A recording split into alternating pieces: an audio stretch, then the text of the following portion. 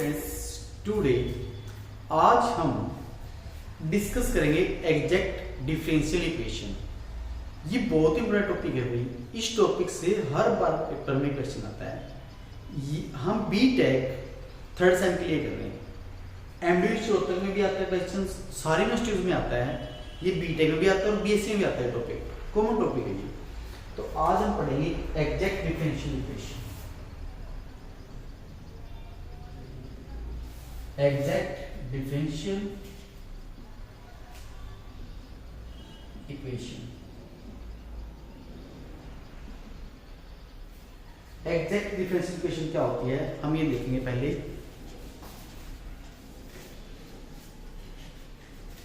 एक इक्वेशन होगी कैसी, M D X plus N D Y equals to zero. ये आपके पास कोई इक्वेशन है, ये आपके पास कोई इक्वेशन है ना। इस इक्वेशन को, ये वाली इक्वेशन को आप एग्जैक्ट डिफरेंशियल इक्वेशन का बोलोगे, है ना। हमारा मेन पर्पज यही है। पहले तो ये देखेंगे कि एग्जैक्ट डिफरेंशियल इक्वेशन क्या होती है और इसकी यूज कहाँ पे है और रियल लाइफ में कहाँ कनेक्ट हो रही है ये चीज, है ना।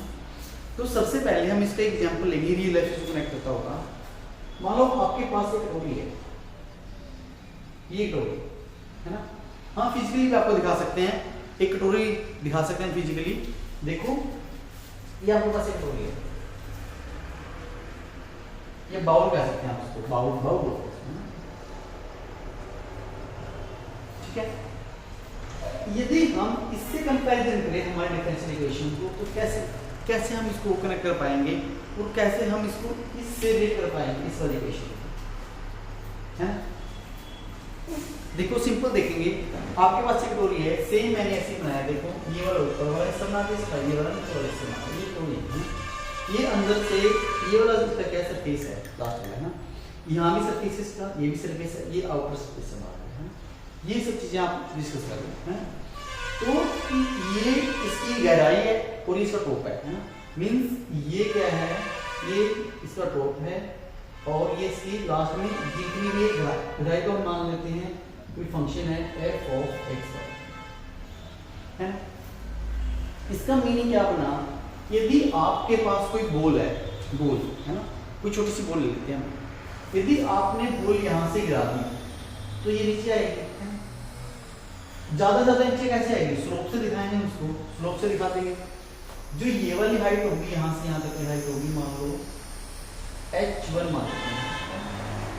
फिर यदि कोई बच्चा इसलिए कि हम यहाँ से नहीं, हम यहाँ से गिराएंगे, तो यहाँ से गिराएंगे, यहाँ से भी स्लोप बनेगा, उसकी हाइट मान लो आपके पास क्या होगी, h2 हो जाएगी। यदि अब देखो हमारा टॉपिक, हम इस मेन टॉपिक से रिलेट करना चाह रहे हैं एग्जैक्ट डिफरेंशियल इक्वेशन, इस एग्जैक्ट से, है ना। क्या होगा इसका मीनिंग, यदि कोई बच्चा कहेगा सर मैं तो यहाँ से गिराऊंगा तो ये वाला हो जाएगा, कोई यहाँ से गिराएगा, मींस जो हाइट है ये वाली हाइट, मान लो ये h2 h3 जो भी है ये h है ना, ये हाइट हो गया आपकी।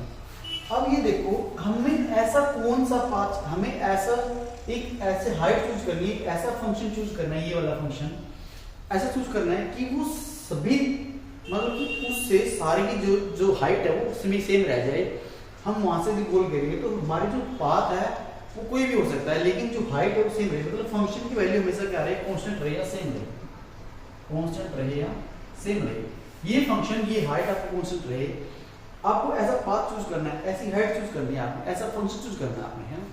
तो यदि हम ये वाला ये बाउंड्री आपकी चूज कर लेते हैं, ये बाउंड्री है, इस बाउंड्री से भी यहाँ से आप गिराओगे ये वाली हाइट, ये भी h बनेगी, ये भी हाइट h बनेगी, ये भी हाइट आपकी h बनेगी, और यहाँ से गिराओगे तो ये भी हाइट आपकी h बनेगी।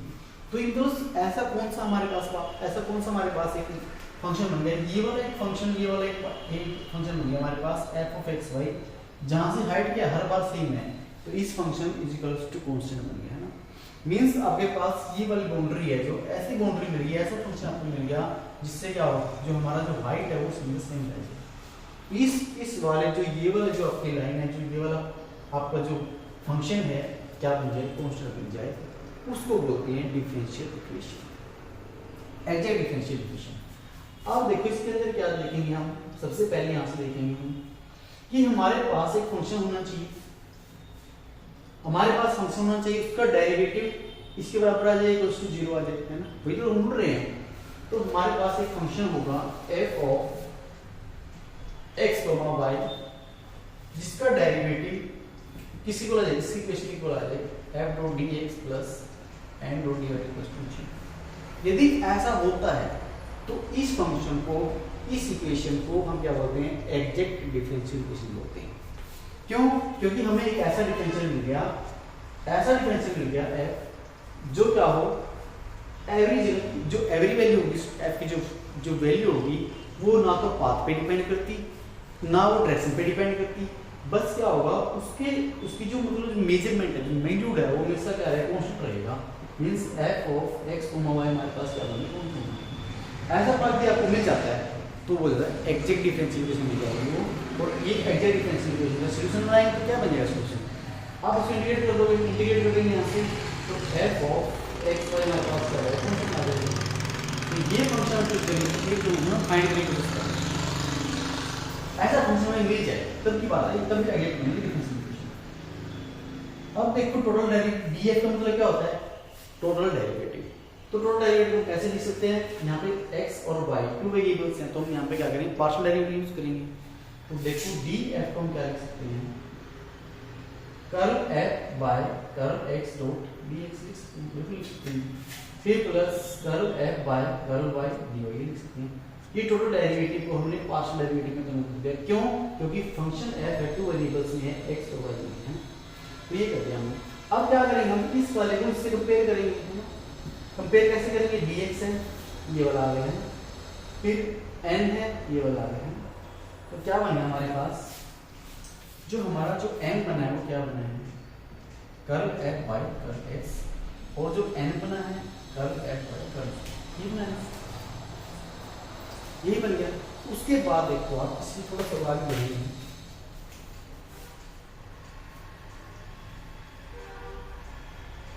तो बच्चा कोई ऐसे कहेगी सर ये n क्या है, n क्या है, m और n है, जो m और n है फंक्शन है इसके x एंड y के, ये।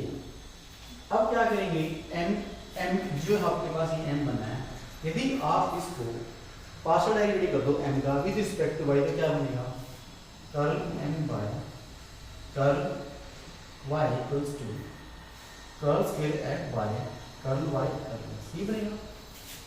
इस वाले का with respect to y partial derivative है, और इस वाले का partial derivative with respect to किस रिस्पेक्ट में, x के रिस्पेक्ट में कर देंगे, तो क्या बन जाएगा, curl n by curl x equal आ जाएगा curl square f by curl x curl y, ये बन गया। अब ये देखो ये वाली वैल्यू और ये वाली वैल्यू तो सेम रहेगी, है ना, क्योंकि फंक्शन आपके पास सेम है, तब क्या बन जाएगा, दोनों इक्वल हो जाएंगे, curl m by curl y equals to curl n by. ये आपकी जो कंडीशन है, ये कंडीशन होती है एग्जैक्टनेस की कंडीशन होती है। यदि आपको ये वाली इक्वेशन है आपकी एग्जैक्ट है, तो सबसे पहले ये कंडीशन फुलफिल होनी चाहिए, तभी आप उसको एग्जैक्ट करोगे, उस डिफरेंशियल इक्वेशन को आप एग्जैक्ट करोगे। किसको, यदि mdx प्लस n 0 है और साथ में ये कंडीशन को सेटिस्फाई करवा ले कि m का derivative partial derivative with respect to y और n का partial derivative with respect to x दोनों इक्वल हो जाए, तो उसको बोलेंगे एग्जैक्ट डिफरेंशियल इक्वेशन। फिर उसका सॉल्यूशन निकाल लेंगे हम, सॉल्यूशन कैसे निकालेंगे वो हम आपको बता देंगे अभी, कि यदि कोई इक्वेशन एग्जैक्ट बन जाती है तो उसका सॉल्यूशन कैसे फाइंड करते हैं। पहली कंडीशन तो ये है कि आपके पास ये इक्वेशन होगी इक्वल्स टू 0। सेकंड, यदि वो partial derivative with respect to y और n का partial derivative with respect to x दोनों इक्वल आ जाते हैं, तो क्या बोलते हैं, ये एग्जैक्टनेस की कंडीशन सेटिस्फाई हो गई। उसके बाद तो सॉल्यूशन क्या होता है इस इक्वेशन में, सॉल्यूशन ऐसे लिखेंगे, ये इंटीग्रेशन का साइन लगाओगे आप, यहाँ पे करोगे y as a constant, y को आप कांस्टेंट लोगे, कहाँ किसमें कांस्टेंट लोगे, m में, m डॉट dx, ठीक है जी। फिर प्लस इंटीग्रेशन, यहाँ पे लिखोगे आप terms not contain x in n, और यहाँ पे आ जाएगा dy और यहाँ पे आ जाएगा इज इक्वल टू सी। ये सॉल्यूशन बन जाएगा इस इक्वेशन का। यदि ये इक्वेशन एग्जैक्ट है तो इस इक्वेशन का सॉल्यूशन ये बनेगा, है ना। क्या दोबारा समझ लो, m ये वाला m आप यहाँ यूज करोगे, integration with respect to x करोगे, यहाँ पे y का क्या मानोगे, कांस्टेंट मानोगे, फिर second term not containing x इन, तो n, ये वाला n आप यहाँ पे यूज करो, लेकिन वो n यहाँ पे कौन सी वैल्यू आपने लेनी है, आपने वो वैल्यू लेनी है जिसमें इस n में से आपने वो वैल्यू चूज करनी है जिसमें x ना हो। दोबारा क्वेश्चन लेते हैं, जिसमें not including x, not including x, आपने वो वैल्यू चूज करनी है बस n में। तो dy with respect to y आप इंटीग्रेशन कर दोगे इक्वल्स टू c, ये आपका सॉल्यूशन मिल जाएगा। अब इस पे हम एक क्वेश्चन करेंगे, क्वेश्चन खुद से बनाने की कोशिश करेंगे। हमारे पास स्टेटमेंट नहीं है, क्वेश्चन याद नहीं है मुझे, हम बना लेंगे, वैसे ही बना लेते हैं। चलो बना के देखते हैं कैसे बनेगी हमारे पास। तो मान लो हमारे पास x डॉट यहाँ पे आ जाएगा dx और plus y dot dy equals to g, ये हमारे पास इक्वेशन है। तो हमारे पास ये वाली इक्वेशन क्या बन जाएगी यहाँ पे, अकॉर्डिंग टू दिस, पहले आप तो क्या करोगे, कंपेयर करोगे, compare m dot dx plus n dot dy equals to g, इससे आप कंपेयर करोगे ना। तो यहाँ पे m क्या बन जाएगा, हेयर m क्या बनेगा, ये वाला x बन जाएगा, यहाँ से क्या बनेगा, n क्या बनेगा हमारे पास, यहाँ तक इसको क्लियर हो गया। क्यों, क्योंकि dx से जो पहले वाली टर्म वो n काउंट होगी और dy से जो पहले वाली टर्म वो n काउंट होगी, ठीक है। उसके बाद देखो हम साइड कंडीशन चेक करते हैं कि ये एग्जैक्ट है या नहीं। पहले एग्जैक्टनेस की कंडीशन चेक करते हैं। कैसे कंडीशन चेक करते हो कि curl m by curl y किसी को आ जाए, curl n by curl x को आ जाए, ये कंडीशन आप चेक करते हैं। अब ये कंडीशन यहाँ चेक करके देखेंगे, partial derivative with respect to y, curl m by curl y निकालेंगे तो क्या बन जाएगा, 0 हो जाएगा, कॉन्स्टेंट फॉर्म में। सेकंड वाला क्या बन जाएगा, curl n by curl x निकालेंगे, इसका क्या बन जाएगी, 0 बन जाएगा। मींस दोनों क्या आ गए, इक्वल आ गए। इसका मतलब क्या हुआ कि ये वाली जो इक्वेशन है ये एग्जैक्ट डिफरेंशियल इक्वेशन है। अब इसका सॉल्यूशन आपको पता है कैसे निकालेंगे, भी अपना फार्मूला, हम अपना फार्मूला यूज करेंगे और वैल्यू निकाल देंगे। इंटीग्रेशन y आप क्या लिखोगे, कांस्टेंट क्रिएट करोगे आप यहाँ पे, m की वैल्यू क्या है यहाँ पे x है, डॉट dx, ठीक है। फिर प्लस सेकंड वाला देखो यहाँ पे क्या लिखोगे, जहां में वो क्या लिखना, अपने n ऐसा लिखना है जिसमें x ना हो। यहाँ पे n में तो x है ही नहीं, ऑलरेडी n क्या है, y है, तो y आ जाएगा और b हो जाएगा और प्लस c हो जाएगा। या आप इस साइड देखो इक्वल्स टू में लिख लो या ऐसे लिख लो, आप मर्जी हो, अपनी चॉइस है, या आप ऐसे। तो देखो इस इंटीग्रेशन कैसे निकालेंगे, x का integration with respect to x क्या बन जाएगा, x square y plus y का integration with respect to y, y square by 2 और वहां पे c, तो क्या बन गया हमारे पास, x square plus y square equal to c। ये इस इक्वेशन का सॉल्यूशन है ना। ये आपका सॉल्यूशन आ गया। ये पहले आपने चेक करना है कि एग्जैक्ट है या नहीं, फिर पहले कंपेयर करेंगे हम, फिर एग्जैक्टनेस चेक करेंगे, फिर बाद में इस फॉर्मूले वैल्यू डाल देंगे, आपका आंसर आ जाएगा। ये एक ऐसा फंक्शन है जिसकी बाउंड्री से आप कहीं भी डालो तो आपका जो फंक्शन रहेगा, जो ये वाला फंक्शन रहेगा वो क्या रहेगा, बिल्कुल कांस्टेंट डिस्टेंस पे दूर रहेगा, वो किस पे डिपेंड नहीं करेगा। एग्जांपल समझते हैं हम, ये क्या होता है, सर्कल की इक्वेशन ऑफ सर्कल है ना, यही है ना इक्वेशन ऑफ सर्कल। यदि आप यहाँ से यहाँ आओगे, कितनी डिस्टेंस क्या करता है, कितनी डिस्टेंस कवर करेगा, r रेडियस, यहाँ से यहाँ आओगे तो रेडियस r, यहाँ से भी यहाँ आओगे रेडियस r, यहाँ से भी यहाँ आओगे रेडियस। मींस कि आप कौन सा ही पाथ चूज करो, ये वाला पाथ चूज कर लो या ये वाला पाथ चूज करो, ये वाला पाथ चूज करो, जो सेंटर में पहुंचोगे आप, जो ये वाला जो फंक्शन रहेगा हमारा f ऑफ x, y, ये क्या रहेगा, कांस्टेंट रहेगा हमेशा। यही क्या होता है, एग्जैक्ट डिफरेंशियल इक्वेशन होती है, और इस फंक्शन को हम चूज फाइंड करने की कोशिश करते हैं एग्जैक्ट डिफरेंशियल इक्वेशन। वैसे हम इस इक्वेशन यदि आप सिंपल सॉल्यूशन निकालोगे तो सिंपल सॉल्यूशन कैसे बनेगा वो भी आपको बता देते हैं। तो सिंपली निकल जाएगा, वेरिएबल सेपरेट करके आप इस निकाल सकते हो। देखो कैसे निकालोगे आप, ये तो एग्जैक्टनेस के तरीके से हुआ हमारे पास। वैसे यदि आप इसका सॉल्यूशन निकालोगे तो क्या बन जाएगा solution, x dx minus y dy, integration on both side, integration on both side. तो ये क्या बन जाएगा, x स्क्वायर बाय 2, ये क्या बन जाएगा minus y square by 2 plus c1। इसको साइड लेंगे, c लगा देंगे, इसको साइड लेंगे तो x square plus y square equals to c1। यही इक्वेशन होगी यहाँ से। यदि यहाँ से इस इक्वेशन को सोल्व करोगे तब भी आपका ये सोल्यूशन बनेगा, और एग्जैक्टिव बेसिस से सोल्व करोगे तब भी आपका ये सोल्यूशन बनेगा। तो इसका मीनिंग क्या होगा कि इसको ब्रैकेट इक्वेशन से क्या सोल्व किया और एग्जैक्ट से सोल्व किया, तो जो इजी वे हमारा रहेगा एग्जैक्ट वाला भी इजी वे रहेगा। क्यों? क्योंकि यदि हमारे पास इसमें यदि कोई n होता तब हमें प्रॉब्लम क्रिएट हो सकती, n में यदि x हो जाता, यहाँ पे है ही नहीं, तो इसलिए आसान है थोड़ा सा।